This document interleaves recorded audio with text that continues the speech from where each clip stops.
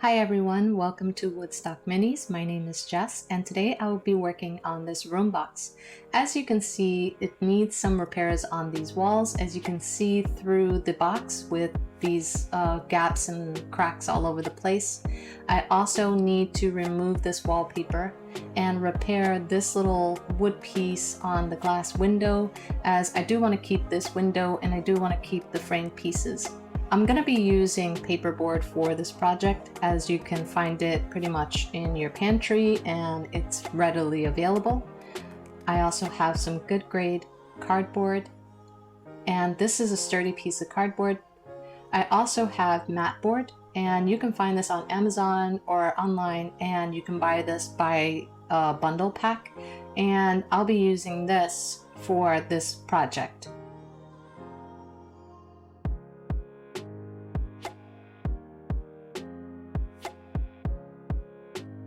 For this tutorial, I'll be using cardboard and paperboard because I lost footage from my original video. As you can see, I traced a trapezoid piece out of cardboard, and I originally drew it on graph paper to be able to make this template. I carefully cut out the trapezoid pieces. Now you want to do 2 for each window, and then I take my cardboard piece and I trace it onto paperboard. Now I want to do 1 for each side, and you'll do the same thing for all the pieces. Now the reason why I use the cardboard with the paperboard is because it will make it a lot stronger when you use paperboard and cardboard, and when you compress it, it feels like hardwood. I trace out 8 pieces of paperboard. I carefully cut all my pieces and then trim off the ends with a pair of scissors. Now you can use scissors for this if you are comfortable with cutting them with scissors, but because I'm not the perfect cutter, I like to use my X-Acto blade. I use some tacky glue to glue on the paperboard onto the cardboard, and I do this for each of my pieces. After my pieces are all glued, I put them in a neat straight pile and then I compress them for about an hour. As you can see here is my original window made of mat board. And what I do is basically use the same measurements to show you how I made them. I use the paperboard to draw out my side panels, and I also draw the center panel for my window. Each of the windows on the sides, they are about 1/4 inch. And then for the tops, they are 1 1/4 inches. And then for the bottom piece, it is 2 inches. So you don't have to use these measurements, but these are the ones that I liked seeing for my window. And I've made windows like these before, so I'm very comfortable with making these types of windows. And it also adds some architectural detail.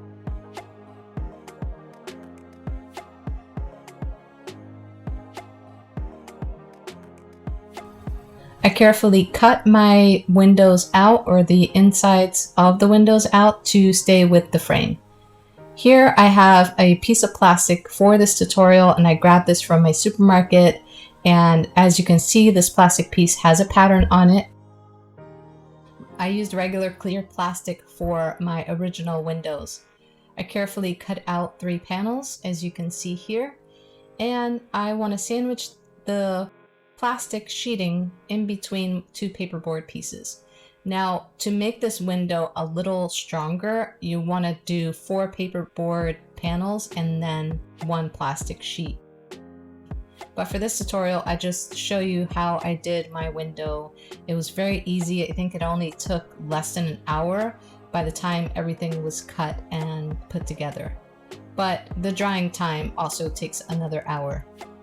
So definitely use the paperboard and the plastic and compress them before you hot glue the pieces onto the trapezoid.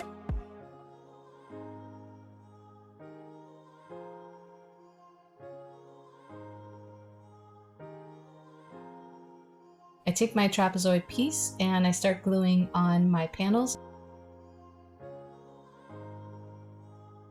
And I only glue the top and the bottom with the hot glue because in between all the panels I use tacky glue. Now this will adhere all the panels together, and I also cut up some strips to frame each of the windows.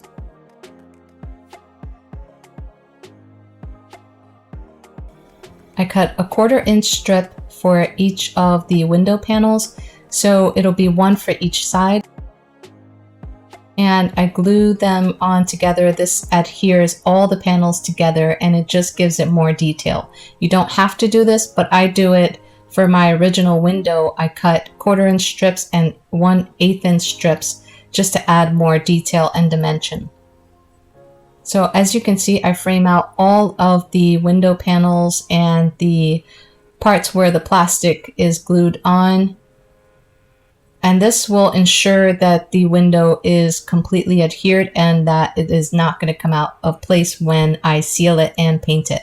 Now to add more detail, I also cut out some rectangular boxes and I also framed the outsides just to give it some more dimension.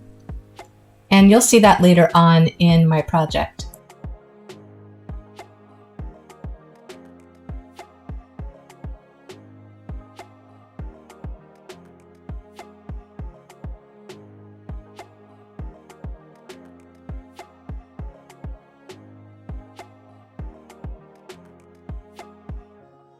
Here I'm just framing it and you can see the completed window. And this is what it looks like when it's done. I finish off the window by adding more strips onto the exposed cardboard and it is complete.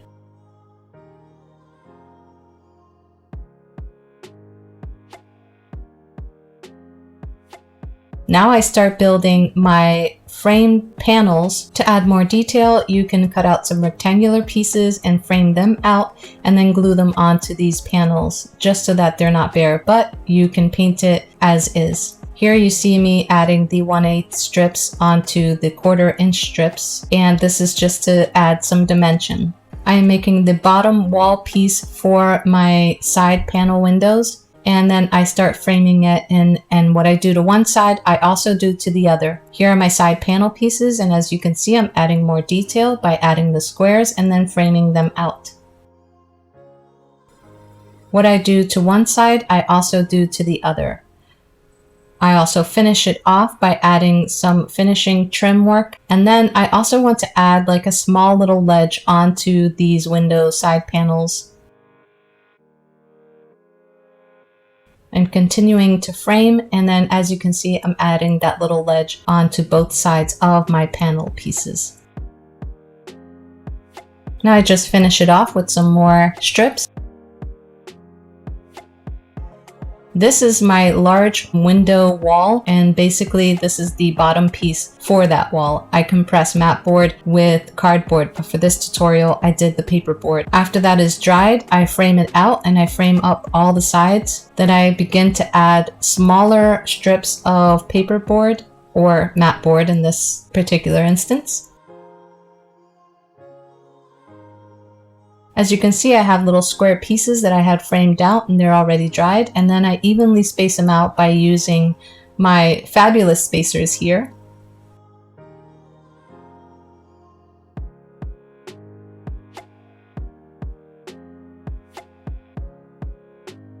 I finish off the wall and then I glue it onto my main window. And as you can see, I am now drawing out the side walls for my window piece. One side of the wall is smaller than the other because of how the room box is shaped.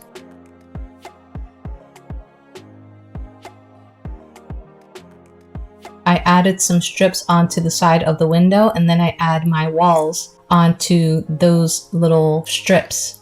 So I sandwich two pieces of mat board together, and then I glue it onto that strip that's at the end of that window.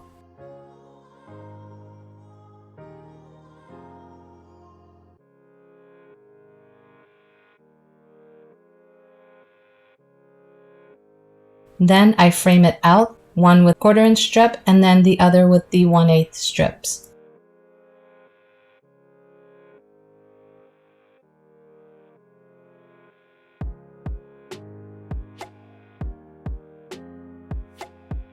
I am sandwiching two pieces of mat board together to finish off the top of my window wall.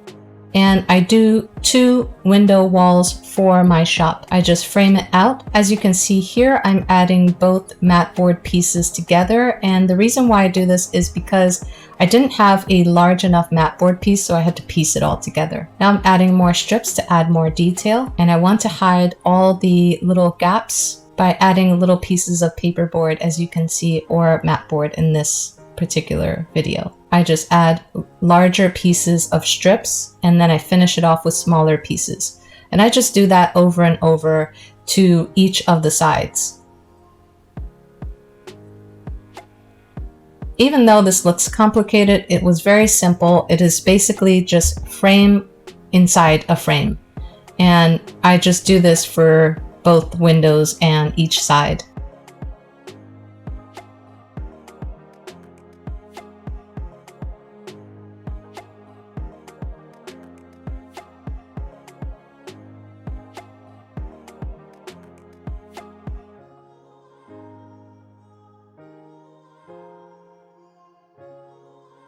Now those smaller wall pieces are being attached to the side panels, and then I make a frame for my door. I did the same measurements as the center of the trapezoid windows or bay window. Now, as you can see here, I just measure where the door is going to be and I mark it out and then hot glue just to tack it on the side pieces. I later finish it with tacky glue because I don't want it to come undone.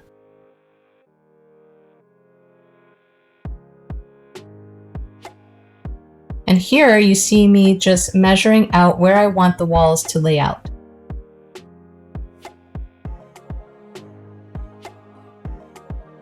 I drill a hole to put a pin in place because eventually I do want to add some hardware onto the sides of the door just to make it look realistic. I'm going to add door hinges, but for now I am putting it in with a pin because I want to see how my door will open and close. But because of this being so heavy, I do need to secure it with the pins as well as the hinge.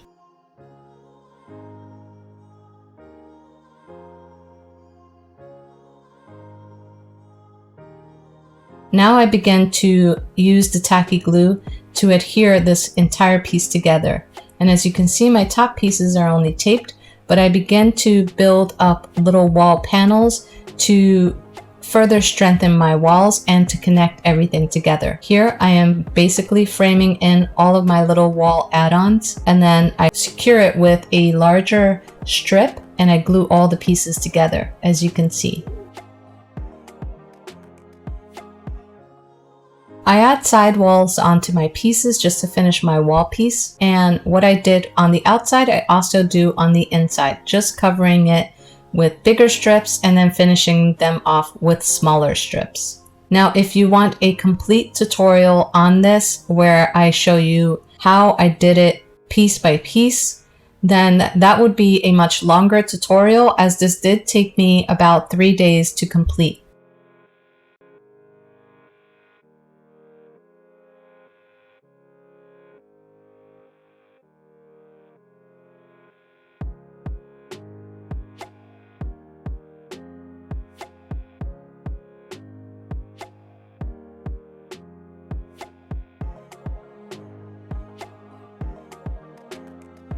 Once it was all glued together and I like the way it looks, I'm going to seal it with Mod Podge, and I want to add about 3 to 4 layers of Mod Podge because I will be filling it with wood filler as well as painting it.